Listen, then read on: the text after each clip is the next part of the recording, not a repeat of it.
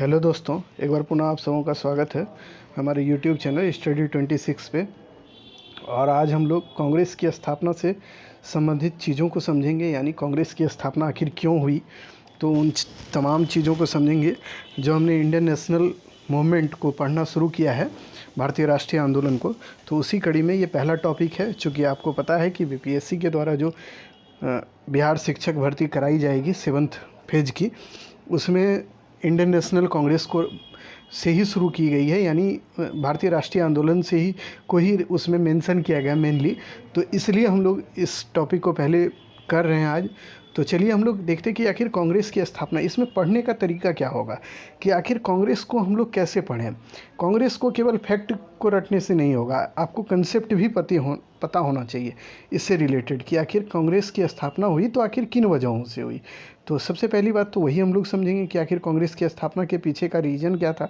तो सबसे पहले तो इसका कारण को हम लोग देखेंगे कि आखिर क्या कारण था कि स्थापना हुई, और इससे रिलेटेड कुछ अगर सिद्धांत हैं तो उनको, जैसे सेप्टिबल का सिद्धांत है, या कोई बोलता है कि ह्यूम और डफरिन के मस्तिष्क की उपज थी कांग्रेस की स्थापना। तो उन तमाम चीज़ों को समझने का प्रयास करेंगे, और क्या प्रोसेस रहा कांग्रेस की स्थापना से रिलेटेड, यानी कांग्रेस की स्थापना किन तरीक़ों से फिर हुई। जो कांग्रेस की स्थापना से संबंधित जो व्यक्ति जुड़े हुए थे, ए.ओ. ह्यूम, तो उनका क्या योगदान था कांग्रेस की स्थापना में, और कांग्रेस की स्थापना का प्रोसेस को हम लोग समझ लेंगे। और फिर अगले वीडियो में हम लोग उससे संबंधित जो भी हमें ये देखने का प्रयास करना है कि उससे संबंधित कौन कौन से अधिवेशन हुए, और उस अधिवेशन में क्या क्या बातें इम्पॉर्टेंट थी उनको देखेंगे। फिर उदारवादी, जो 1885 से 1905 का काल हमने बताया, उदारवादी का काल, तो उसे हम लोग देखेंगे। पहले उस वीडियो को आप जाइए, पहले देख लीजिए, और उसके बाद आप इसे देखिएगा तो ज़्यादा समझ पाइएगा कि आखिर उदारवादी दौर जो है उसमें क्या क्या होता है और किस तरीके से बातें मतलब करनी है, यानी उसमें समझनी है हमें। लगभग 20 साल का जो दौर है उसे उदारवादी दौर कहते हैं। तो इसमें कौन कौन से फिर जो चीज़ें होंगी उनको हम लोग देख लेंगे, कौन कौन से नेता हुए भारतीय उनको देखेंगे, और क्या क्या बातें करने की प्रयास की गई यहाँ पे भारत में, उन तमाम चीज़ों को देखेंगे उसमें। तो सबसे पहले हम लोग देखते हैं भारतीय राष्ट्रीय कांग्रेस की आखिर स्थापना जो इसकी हुई है, तो उसके पीछे का रीज़न क्या था, कारण क्या था। तो भारतीय राष्ट्रीय कांग्रेस की स्थापना जो होती है 1885 में, आप जानते होंगे 1885 का डेट याद रखिएगा। इसकी स्थापना जो कराए गए यानी कौन थे, तो यहाँ पे ह्यूम याद रखिएगा, ह्यूम, ए.ओ. ह्यूम इनका नाम है, ए.ओ. ह्यूम। तो ये नाम बहुत आने वाला है आज, तो इसे याद रखिएगा। ए.ओ. ह्यूम के द्वारा भारतीय राष्ट्रीय कांग्रेस की स्थापना 1885 में कर दी जाती है। तो आखिर इसकी स्थापना क्यों की जाती है, तो अब इसे समझना। तो देखिए, आप 1857 की क्रांति मतलब भारत में जो हुई उसे आप ज़रूर जानते होंगे। 1857 में कहीं ना कहीं अंग्रेज़ों को ये बात ज़रूर बता दिया था कि भाई, अगर आप ज़्यादा दिन शासन करना चाहते हैं तो आपको भी एक तरीके से चलना होगा। ये नहीं कि आप हमारे केवल और केवल हमारा शोषण करें तभी आप शासन कर पाएंगे, ऐसा नहीं है। तो इसीलिए एक तरह से भारत में एक पृष्ठभूमि तैयार हो गई थी कि अंग्रेज़ों के विरुद्ध हमें अगर कोई किसी भी तरह की दिक्कत होती है तो हम इसके समय विद्रोह करेंगे। तो ये विद्रोह की जो प्रवृत्ति भारतीयों में आ गई थी, यानी खुलकर विद्रोह करने की प्रवृत्ति, इससे अंग्रेज़ लोग घबरा गए थे। उसी समय इटावा में एक आईएएस अधिकारी रहता है। ये ए.ओ. ह्यूम जो है इटावा के आईएएस अधिकारी के रूप में कार्यरत होते हैं, और ये संयुक्त प्रांत में उस समय पड़ता है इटावा। तो वहाँ पे वो कार्यरत रहते हैं। जब ये कार्यरत रहते हैं तो ये देखते हैं कि भारतीयों में काफ़ी असंतोष है, और इस असंतोष को वो कम करने के लिए, इस जो उनके अंग्रेज़ों के प्रति जो असंतोष है भारतीयों में, उस चीज़ को दबाने के लिए वो चाहते हैं कि एक ऐसा संगठन बनाया जाए भारत में जिसका बागडोर अंग्रेज़ों के हाथ में हो, और वो संगठन एक काम यही करे कि अंग्रेज़ी सत्ता को ये बताते रहे समय समय पर कि आप कुछ गलत कर रहे हैं, तो उसका विरोध वो शांतिपूर्ण ढंग से करे, ना कि विद्रोह के रूप में करे।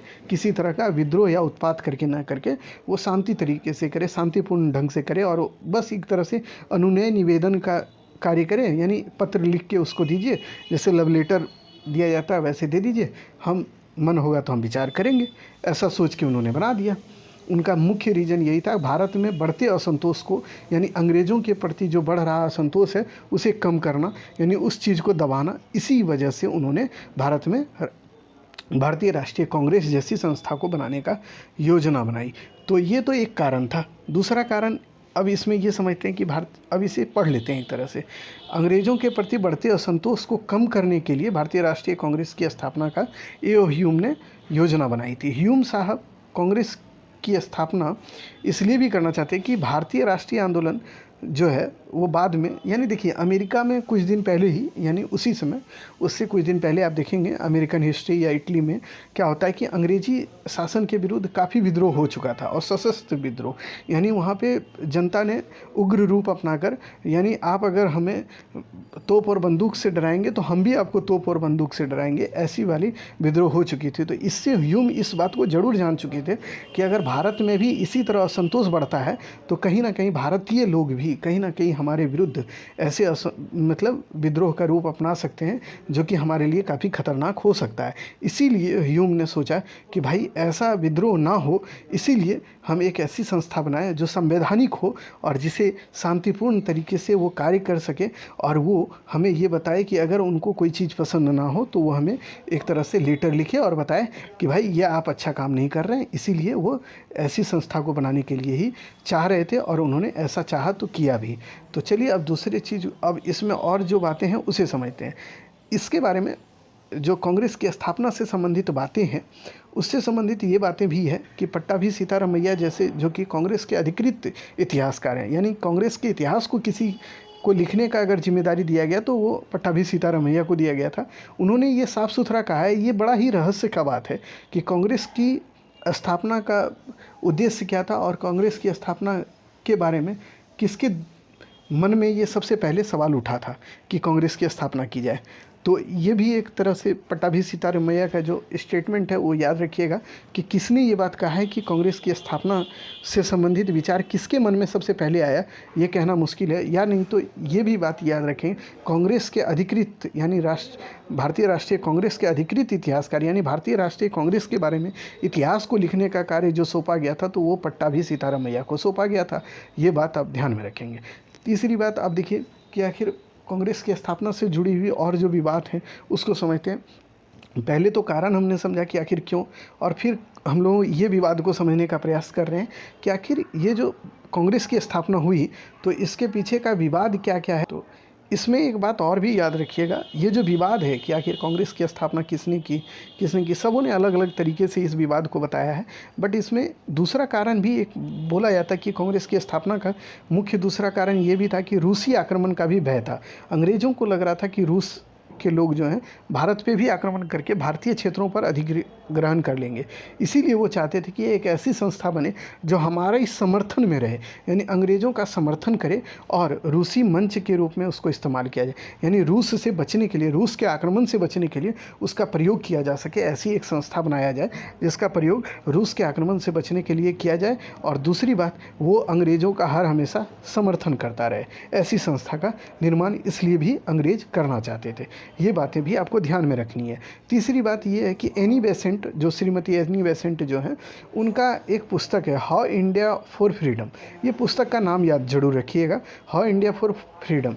ये पुस्तक में वो लिखती हैं कि भाई देखिए कांग्रेस की स्थापना जो है ना, अंग्रेज़ों ने नहीं की या किसी और ने नहीं किया, इसका जो विचार है ना वो हमारे ही, चूँकि आपको जब हम बताएंगे आगे कि थियोसॉफिकल सोसाइटी की स्थापना जो है ये करती हैं एनी बेसेंट, तो एनी बेसेंट बताती है कि थियोसॉफिकल सोसाइटी के ही 17 जो सदस्य थे उन्होंने ये विचार बनाया कि भाई एक राष्ट्रीय संस्था की स्थापना की जाए, और वे अडयार में मिले और इस पे उन्होंने मतलब एक राष्ट्रीय संस्था बनाने के लिए अडयार में एक मिलीजुली मतलब बैठक की, और उसके बाद ये निर्णय लिया कि भाई एक राष्ट्रीय संस्था बनाई जाएगी जिसका मुख्य कार्य होगा अंग्रेज़ों के विरोध में, उसका मुख्य कार्य होगा कि अंग्रेज़ों का विरोध करना और अंग्रेज़ी नीतियों का हमें उस सबके सामने लाना।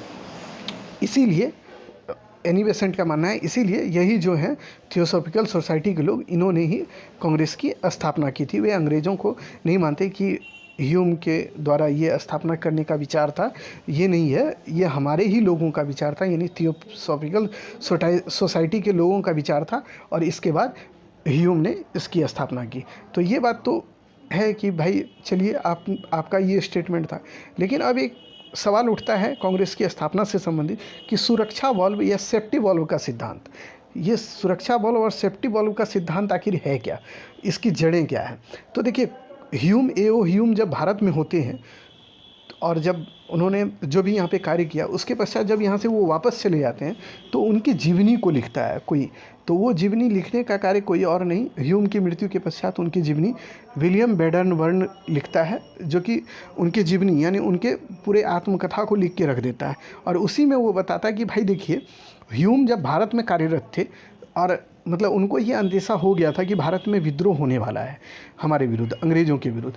तो उनको जब ये अंदेशा हो गया कि हमारे विरुद्ध विद्रोह होगा, तो इसका अंदेशा उनको ऐसे हुआ कि कुछ लोगों ने, लगभग 30,000 लोगों ने एक मतलब एप्लीकेशन के रूप में पत्र लिखकर प्रतिवेदन के रूप में अंग्रेज़ों ने के पास भेजा, मैंने ह्यूम के पास भेजा और बोला कि भाई देखिए, अगर आप हमारे साथ इतना ज़्यादती करेंगे तो हम आपके विरोध में विद्रोह कर देंगे। तो ह्यूम इस बात से डर गए कि भारत में विद्रोह अंग्रेज़ों के विरुद्ध होने वाला है, इसीलिए वो डफरिन से जाके मिले। डफरिन उस समय आप देखिएगा 1885 में, जब 1884 से 1888 ईस्वी तक डफरिन भारत में वायसराय या ये गवर्नर के रूप में रहता है, तब उसी के पास वो जाते हैं और कहते हैं कि भाई देखिए, भारत में हमारे विरोध में विद्रोह होने वाला है, इससे बचने का एक ही उपाय है कि हम क्या करें, एक ऐसी संस्था बनाएं या ऐसी संगठन बनाएं जो इस विद्रोह को दबा सके और उसमें कुछ ऐसे लोगों को रखें जो हमारे बातों को मान सके, और हम जब कुछ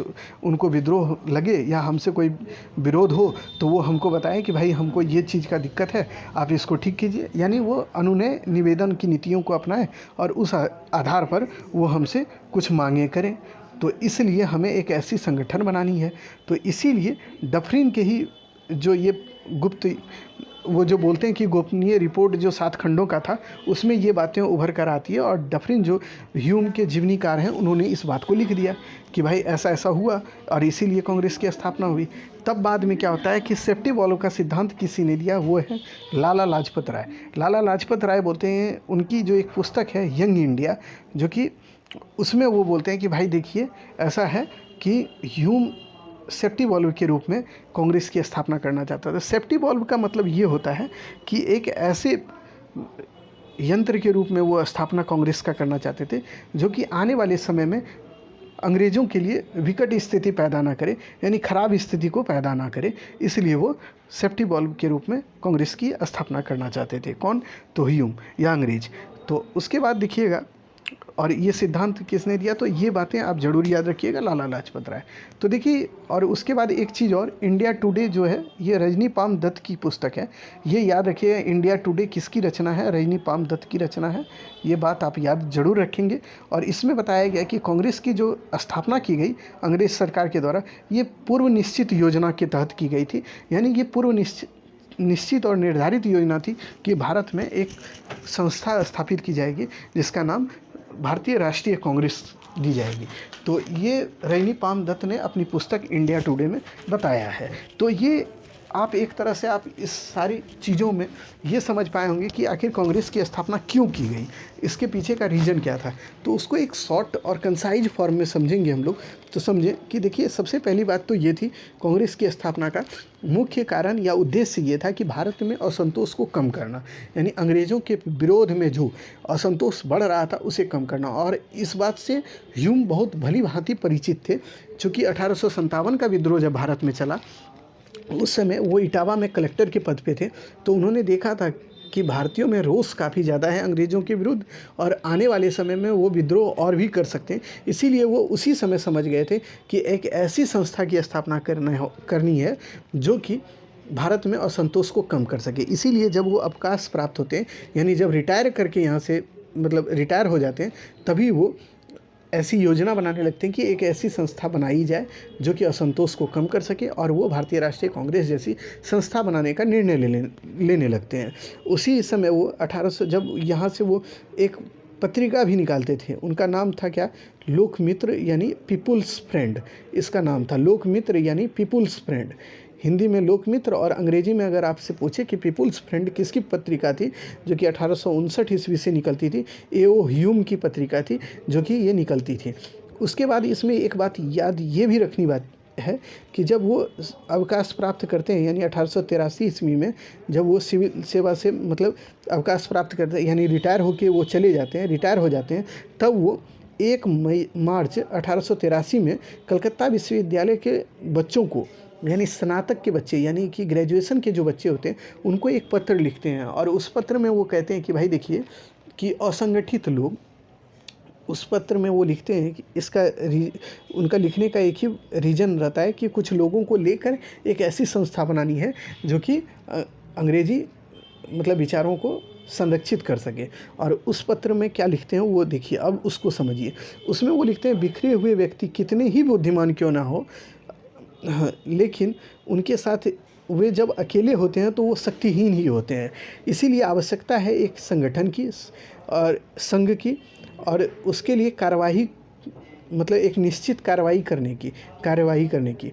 तो ऐसी एक संगठन बनाने की उन्होंने योजना बनाई कि एक ऐसा संगठन बनाया जाए और संघ बनाया जाए जिसकी एक निश्चित कार्रवाई करने की प्रणाली हो, स्पष्ट प्रणाली हो, जिसके तहत वो कार्य कर सकें।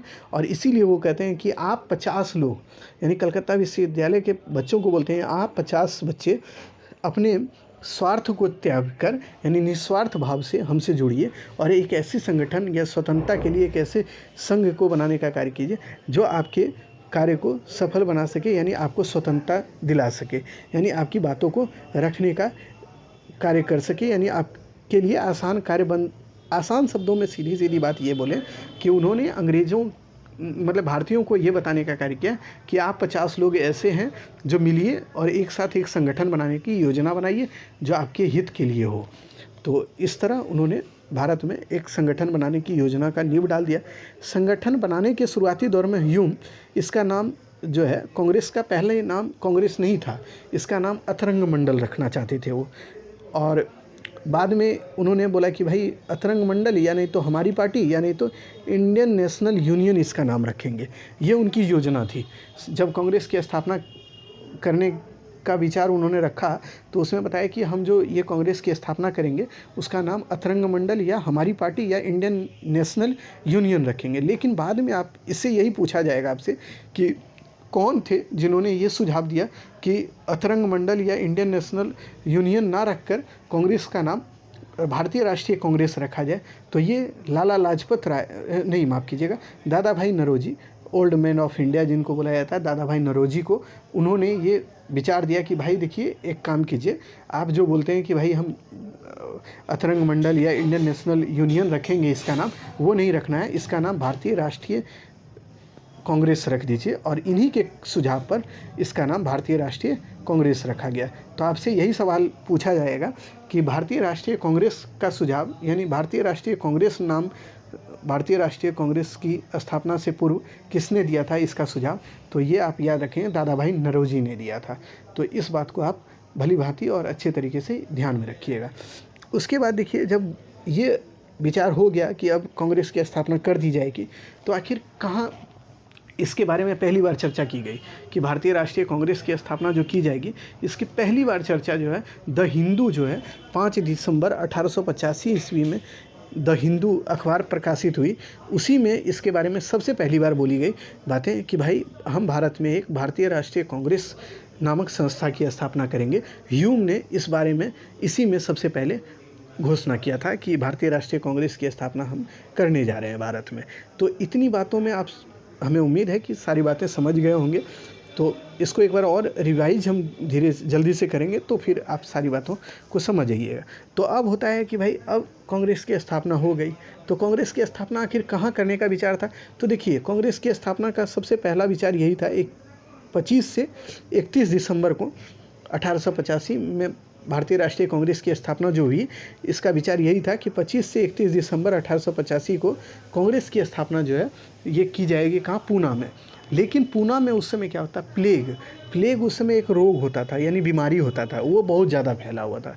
तो इसलिए ये तय किया गया कि पूना में अगर हम इसकी स्थापना करेंगे तो हम इसकी स्थापना नहीं कर पाएंगे, वहाँ लोग ज़्यादा उपस्थित नहीं हो पाएंगे। इसलिए ये आवश्यक है कि इसकी स्थापना का स्थान जो है परिवर्तित की जाए, और परिवर्तित करके इसका स्थान 28 दिसंबर को बम्बई कर दिया गया और बम्बई में ही इसकी पहली अधिवेशन की गई। यानी इसका स्थापना के बाद पहला अधिवेशन जो होता है कांग्रेस का बम्बई में 1885 ईस्वी में होता है और 28 दिसंबर को होता है। वो 12 बजे दिन के जो है ग्वालियर टैंक मैदान में गोकुलदास तेजपाल संस्कृत विद्यालय जो है वहाँ पे हुआ। ये ग्वालियर टैंक मैदान याद रखना है और गोकुलदास तेजपाल संस्कृत कॉलेज में इसकी स्थापना की गई। अब सवाल उठता है कि भाई जो अब स्थापना की गई तो इसके अध्यक्ष कौन हुए? तो इसके अध्यक्ष WC बनर्जी भी बोलते हैं और इनका पूरा नाम है व्योमेश चंद्र बनर्जी। व्योमेश चंद्र बनर्जी जो हैं पहले व्यक्ति हैं जो अध्यक्ष बने कांग्रेस की स्थापना के और इस अधिवेशन में 72 लोग उपस्थित हुए थे। तो आगे का चीज़ जो भी इसके बाद का है उसको हम लोग अगले वीडियो में करेंगे, क्योंकि वहाँ से फिर हम लोग समझेंगे कि कौन कौन से अधिवेशन और कब कब हुए, कौन कौन महत्वपूर्ण अधिवेशन है और उससे रिलेटेड क्या क्या महत्वपूर्ण चीज़ें हैं, उसको एक सेपरेट वीडियो में हम लोग कर लेंगे, ताकि उससे रिलेटेड जो भी बातें आपके पास होंगी वो सारी एक वीडियो में आ जाएंगी। इसमें हम लोग समझने, इस वीडियो में हमने जो समझने का प्रयास किया था या आपको बताने का प्रयास किया इसमें कि कांग्रेस की स्थापना क्यों की गई, तो उसके बारे में हमने बताया कि कांग्रेस की स्थापना भारत में बढ़ते असंतोष को लेकर ए.ओ. ह्यूम के दिमाग में आया कि किया जाए। और 1857 के समय तो भारत में ही थे कार्यरत एक ऑफिसर के रूप में, आप जानते हैं IAS ऑफिसर थे उस समय, और उन्होंने देखा कि भाई ऐसे असंतोष अगर और भी होते रहते हैं तो भारत में ज़्यादा दिन तक हम शासन ही नहीं कर पाएंगे। उनका व्यक्तिगत मैंने उन्होंने अंग्रेज़ों के ही हित को ध्यान में रखते हुए इसकी स्थापना की। दूसरी बात इसमें यह याद रखनी है हमें कि आखिर जब स्थापना की गई तो इसका दूसरा ध्येय क्या था। तो दूसरा एक रीज़न ये भी बनता है कि आखिर इसकी स्थापना से संबंधित कि जो रूसी आक्रमण के भी एक उस समय चलन थे कि रूसी आक्रमण भी भारत पे हो सकता है, इसलिए ह्यूम चाहते थे कि एक ऐसी संस्था भारतीयों की हो जो भारतीय लोग हमारा भी समर्थन कर सकें और उस समर्थन का लाभ हम उठाकर जो रूसी आक्रमण का जो अंदेशा है भारत पर उसे रोक सकें, और उसमें वो सफल भी हुए। तीसरी बात आपको समझना है, क्या भारतीयों को भी इससे कोई लाभ था? भारतीयों ने क्यों इसका विरोध नहीं किया? भारत में राष्ट्रीय कांग्रेस, भारतीय राष्ट्रीय कांग्रेस की स्थापना का जो उद्देश्य उन्होंने लिया तो भारतीयों ने इसका क्यों विरोध नहीं किया? तो ये एक प्रश्न आपसे पूछा जाएगा कि आप बताइए कि भारतीयों ने इसका विरोध क्यों नहीं किया। तो इसका विरोध इसलिए भी भारतीयों ने नहीं किया, जहां अंग्रेज एक सुरक्षा कपाट यानी सेल, ये जो हमने बताया था सुरक्षा कपाट के रूप में जो कांग्रेस की स्थापना करना चाहते थे अंग्रेज, तो वहीं भारतीय भी चाहते थे कि एक ऐसा संस्था भारत में स्थापित हो जो हमारी बातों को रखने का कार्य कर सके, यानी अंग्रेज़ों के पास हम अपनी बातों को रखें तो एक ऐसी संस्था या संगठन हो जो जिसके तहत हम आसानी से अपनी बातों को रख सकें। इसलिए एक ऐसा संगठन वो बनाना चाहते थे, लेकिन उन्हें ये भी अंदेशा था या डर था कि अगर कोई अंग्रेज़ साथ भारतीयों को नहीं दे और भारतीय अगर मिलके उस तरह का संस्था बनाते हैं तो वो इसमें सफल नहीं हो पाएंगे, क्योंकि अंग्रेज़ उसको दबा देंगे। तो इसलिए वो चाहते थे कि कोई ऐसा अंग्रेजी ही अधिकारी हो जो हमारा समर्थन करे, और उस संस्था को अगर कोई अधिकारी हमें समर्थन करके बनवा दे तो हमको अंग्रेजी जो दंज है यानी अंग्रेजी जो प्रहार हमारे ऊपर होने वाला है उससे हम बच सकेंगे। तो इसी को बोला गया तड़ित चालक, यानी तड़ित चालक मतलब से बचने के लिए, यानी अंग्रेज़ों के प्रहार से बचने के लिए भारतीयों ने भी इसका समर्थन इसलिए किया आरंभ में, ताकि हम अगर मान लीजिए कोई भारतीय अगर बनाता इस संस्था को तो हो सकता था कि अंग्रेज़ बाद में ये करते कि इस संस्था को समाप्त कर देते या नहीं बनने ही नहीं देते और संवैधानिक घोषित कर देते, जो बाद में होता भी है, और मतलब इसको संस्था को असंवैधानिक भी घोषित कर देते हैं। लेकिन जब अंग्रेज़ अधिकारी की सहायता से भारतीयों ने बनाया ऐसी संस्था जब स्थापित हो रही थी तो अंग्रेज़ों ने इसका विरोध नहीं किया। क्यों? क्योंकि उनको पता था कि इसमें एक अंग्रेज़ अधिकारी ए.ओ. ह्यूम सम्मिलित है, और इसीलिए आप देखिएगा जब भारतीय राष्ट्रीय कांग्रेस की स्थापना हो रही तो उस समय जब भारत में डफरिन जो अधिकारी के रूप में रहता है, गवर्नर के रूप में रहता है, तो वो इसका विरोध नहीं करता और वो इसको स्थापित होने देता है। लेकिन हालांकि बाद में हम बताएंगे आपको कि कैसे कैसे वो विरोध भी करने लगता है और फिर बाद में कांग्रेस को एक तरह से कांग्रेस का विरोध अंग्रेज़ों के द्वारा शुरू कर दिया जाता है। तो इसका क्या रीज़न है तो उस चीज़ को आगे हम लोग समझेंगे, जब अगला वीडियो आएगा उसमें हम लोग अधिवेशन को जब पढ़ रहे होंगे तो वहाँ पे आपको बताएंगे। और जो कांग्रेस का सिलसिलेवार ढंग से अधिवेशन होता जाएगा, उस चीज़ में हम लोग उन बातों को समझ पाएंगे। तो इसमें तो इतना ही समझना है कि आखिर क्यों हुआ, उससे संबंधित क्या सिद्धांत थे, पट्टाभी सीतारामैया का विचार क्या था, उसके बाद रजनी पाम दत्त का क्या विचार था, उसके बाद सेफ्टी वॉल्व का जो सिद्धांत है वो क्या था कि सेफ्टी वॉल्व के रूप में क्यों करना चाहते थे, और इसका सिद्धांत किसने दिया सबसे पहले, तो लाला लाजपत राय ने दिया सबसे पहले सेफ्टी वॉल्व का सिद्धांत। तो ये याद रखिएगा। और इसके बारे में सबसे पहले जो गोपनीय रिपोर्ट जो प्रकाशित की गई थी, विलियम बेडनवर्न जो कि ह्यूम के जीवनीकार थे, यानी उन्होंने उसके जीवनी को लिखा, तो उसी ने बताया था कि भाई एक ऐसा संस्था बनाने की योजना तब ह्यूम के दिमाग में आई जब 30,000 लोगों ने प्रतिवेदन लिख के ह्यूम को बताया कि भारत में एक अशांति का माहौल है और यहाँ पे विद्रोह होने वाला है अंग्रेज़ों के विरुद्ध। तब वो समझ गए कि एक ऐसी संस्था बनाई जाए जिससे कि भारतीय अपने विचारों को, अपने बातों को हमारे सामने रख सके। इसीलिए उन्होंने डफरिन से बात की और इस संस्था की स्थापना की। तीसरी बात इसमें समझिएगा कि भारत में जब संस्था की स्थापना हो गई तो उसके बाद इसका सबसे पहले किस अखबार में इसके बारे में बताया गया कि मतलब ह्यूम ने किस अखबार में सबसे पहले ये घोषणा की कि भारत में भारतीय राष्ट्रीय कांग्रेस जैसी एक संस्था स्थापित की जानी है। तो वो अखबार का नाम है द हिंदू। ये याद रखिएगा, द हिंदू अखबार है, उसी में इसकी घोषणा की गई। तीसरी बात ये याद रखिएगा कि इस जो संस्था है भारतीय राष्ट्रीय कांग्रेस, इसकी स्थापना जो करनी थी, उस संस्था का नाम पहले अतरंग मंडल या इंडियन नेशनल यूनियन रखना था, लेकिन बाद में आप देखेंगे दादा भाई नौरोजी के विचार के अनुसार, यानी उनके सुझाव पे ही इसका नाम भारतीय राष्ट्रीय कांग्रेस रखा गया। तो ये बातें भी आपको ध्यान में रखनी है, क्योंकि ये भी फैक्ट के रूप में आपसे पूछा जाएगा। और उसके बाद तीसरी बात ये इस वीडियो की है, जो अंतिम बातें हैं, कि भारतीय राष्ट्रीय कांग्रेस की स्थापना के बाद इसका पहला अधिवेशन जो होना था वो पूना में होना था, बट पूना में प्लेग फैलने के कारण 28 दिसंबर 1885 को इसका अधिवेशन जो होता है बम्बई में होता है, और इसमें 72 लोग उपस्थित होते हैं। और उन्हीं 72 लोगों में से एक व्यक्ति जो है व्योमेश चंद्र बनर्जी, जिनको WC बनर्जी भी आप देखेंगे, अगर ऑप्शन में रहे तो आप मार दीजिएगा, वही बनर्जी हैं। तो व्योमेश चंद्र बनर्जी का ही छोटा नाम WC बनर्जी है। तो उनको अध्यक्ष चुन लिया जाता है, और उन्हीं की अध्यक्षता में ये जो है भारतीय राष्ट्रीय कांग्रेस का पहला अधिवेशन होता है, जिसमें 72 लोग शामिल होते हैं और ये कांग्रेस स्थापित हो जाता है। तो चलिए अब अगले वीडियो में हम लोग इसके आगे के पार्ट को समझेंगे। फिर मिलेंगे अगले वीडियो में। अगर वीडियो पसंद आए तो प्लीज़ हमारे चैनल को सब्सक्राइब कीजिए और वीडियो को लाइक कीजिए। धन्यवाद।